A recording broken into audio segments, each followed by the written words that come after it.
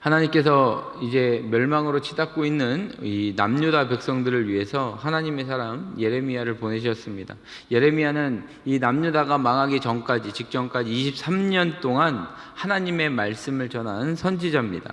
하나님의 말씀을 전하였는데 사람들은 그 하나님의 말씀을 귀 기울여 듣지 않고 오히려 비웃고 말씀 앞에 순종하지 아니하였습니다. 여전히 그들은 우상 숭배에 빠져 살았고 고아와 과부들을 무시하고 그들을 압제하고 더 나아가서는 이 하나님의 말씀을 대언하는 이 예레미야의 목숨까지도 노리는 사람들이 생겨나게 되어집니다. 예레미야의 고향 아나돗 사람들조차도 그를 암살하려고 하는 그런 음모에 가담하는 그런 일들이 생겨났습니다. 더 나아가서 제사장 바술이라고 하는 이 제사장은 예레미야를 잡아서 성전 2층 안에 가두고 목에 나무의 고랑을 씌우게 되어집니다. 갖은 모욕과 수치를 안겨주는 것이죠.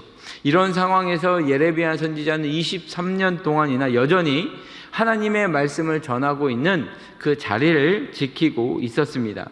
그러나 계속해서 그들이 돌아오지 않자 이제 하나님의 분노와 진노가 어떤 임계점에 도달하게 되어지고 하나님은 이제 나의 말을 대언하는 이 하나님의 종이 아닌 무섭고 강력한 다른 종을 내가 세우겠다라고 결단하십니다. 우리 한번 9절의 말씀을 함께 읽어보겠습니다.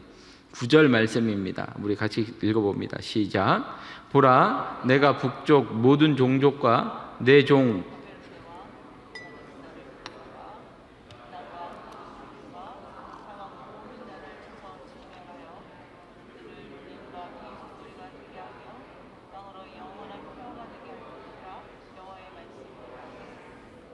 아주 충격적인 말씀 아닙니까?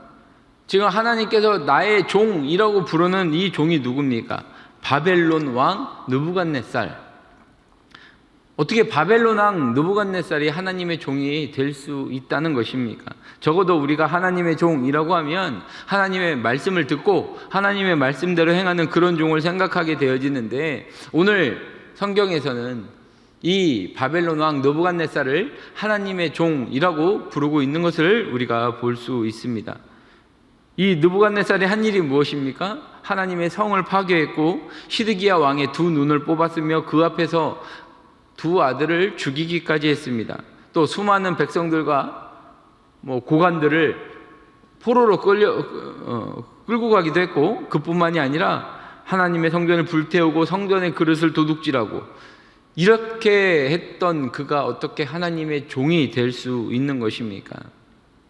오늘 하나님께서 이 느부갓네살, 이러한 악행을 저질렀던 이 느부갓네살을 향하여 내 종이라고 말씀하시는 뜻은 그가 하나님의 뜻을 대신 보여줄 것이다 라는 것이죠.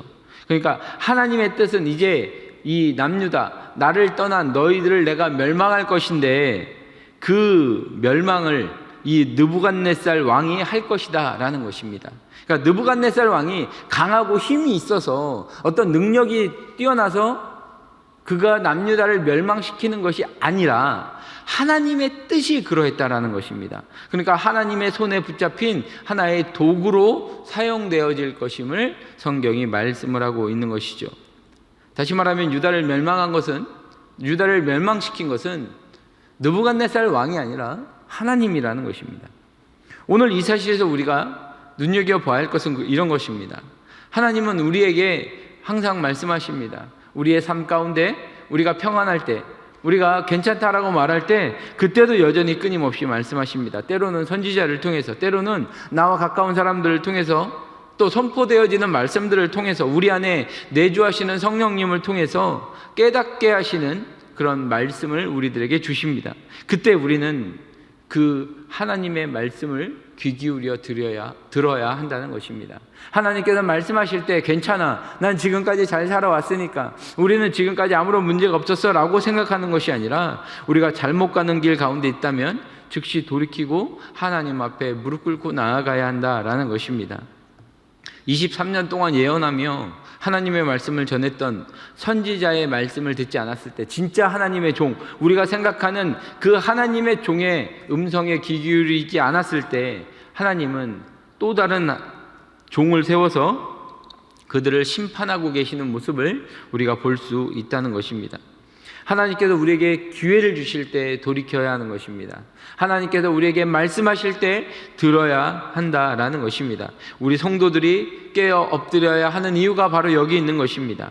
자, 오늘 다른 날주의 본문 사도행전 16장에서는 이제 진짜 하나님의 말씀에 순종한 하나님의 종이 또 다른 모습으로 등장을 합니다. 우리 사도행전 16장 30절에서 사도행전 16장 우리 31절 말씀 한 절만 보겠습니다.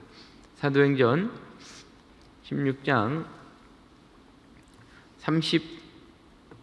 31절 우리가 함께 읽어봅니다. 사도행전 16장 31절입니다.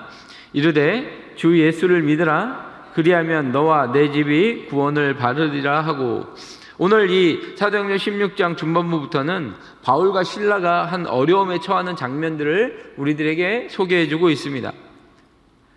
기도하러 가다가 바울과 실라가 기도하러 가다가 한 여종을 만납니다.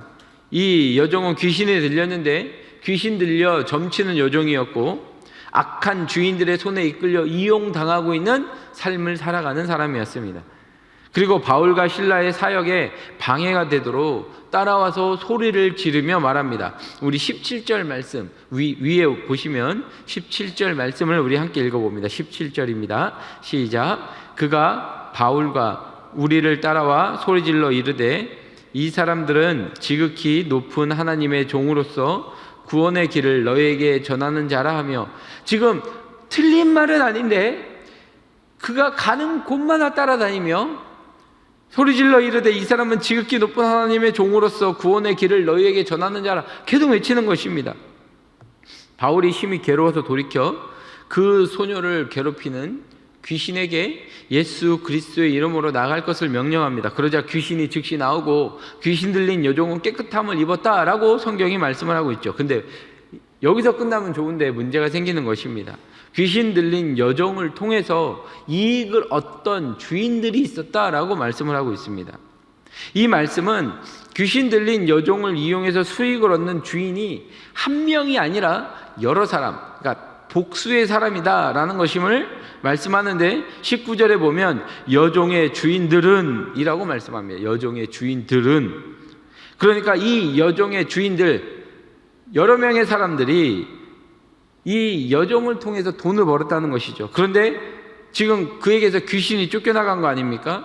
그러니까 자기의 수익의 소망이 끊어졌다. 자기의 수익, 그러니까 돈을 벌 수 있는 것이 끊어짐을 보고 바울과 실라를 붙잡아서 장터로 데려가 관리들에게 끌어가서 그의 상관들에게 말합니다. 우리 20절과 21절도 한번 같이 읽어보겠습니다. 20절, 21절 말씀입니다.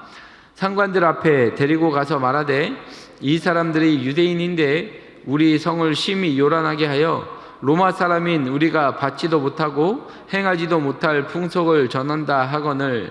자, 이제 이 무리들이 일제히 일어나 고발하고 상관들은, 이 이야기를 들은 상관들은 옷을 찢겨 벗기고 매로 치라 라고 하는 명령과 많이 친 후에 간수에게 명하여 든든히 잘 감시해라, 잘 지켜라 라고 명령을 합니다.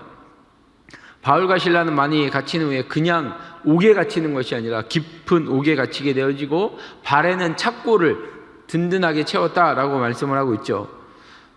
그날 밤을 맞이하는 바울과 실라의 마음이 어떠했겠습니까? 한편으로는 우리 주님께 어떤 서운한 마음이 들 수도 있지 않을까라는 생각을 해봅니다. 아니, 저 같으면 그랬을 것 같습니다. 불순종했던 것도 아니고 주님께 순종하며 기도하러 가는 길이었습니다.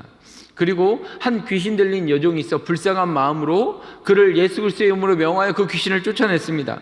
분명 이 모든 것은 주님께서 기뻐하실 만한 일들인데 그 결과가 사람들의 박수나 인정이나 사람들이 잘했다라고 말해주는 것이 아니라 깊은 옥에, 많이 맞고 깊은 옥에 발까지 쇠에 채여서 제대로 잘 수 없는 그런 고난을 맞이하는 이 바울과 실라의 마음이 어떠했겠습니까? 예레미야 선지자는 23년 동안 하나님께서 전하라고 하신 말씀을 전했습니다. 근데 그에게 닥쳤던 일은 무엇입니까? 그도 역시 갇히게 되었습니다. 그런데 25절은 우리가 생각하는 이런 상상의 결과가 아니라 다른 결과를 말씀합니다. 우리 25절 말씀도 같이 읽어보겠습니다. 25절입니다. 시작. 한밤중에 바울과 실라가 기도하고, 한밤중에 칠흑같이 한 치 앞도 보이지 않는 인생의 기가 막힌 그런 웅덩이에 빠진 것 같은 그런 날, 사망의 골짜기에 들어간 것 같은 그런 상황에서 바울과 실라는 찬양하였다라고 성경이 말씀을 합니다.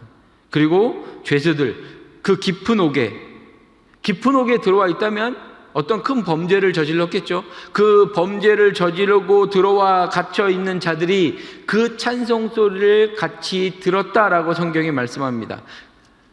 그런데 찬송을 했다라는 것도 놀라운 일인데, 더 놀라운 일이 이제 26절에서 말씀을 합니다. 26절도 읽어봅니다. 이에 갑자기 큰 지진이 나서 옥토가 움직이고 문이 곧 다 열리며 모든 사람의 매인 것이 다 벗겨진지라. 찬양과 기도가 울리던 그때 큰 지진이 일어나고 깊은 옥의 옥토가 움직이고 문이 다 열리고 바울과 실라뿐 아니라 모든 사람을 묶고 있었던 견고한 쇠사슬이 매인 것이 다 벗겨졌다라고 성경에 말씀을 하고 있는 것이죠.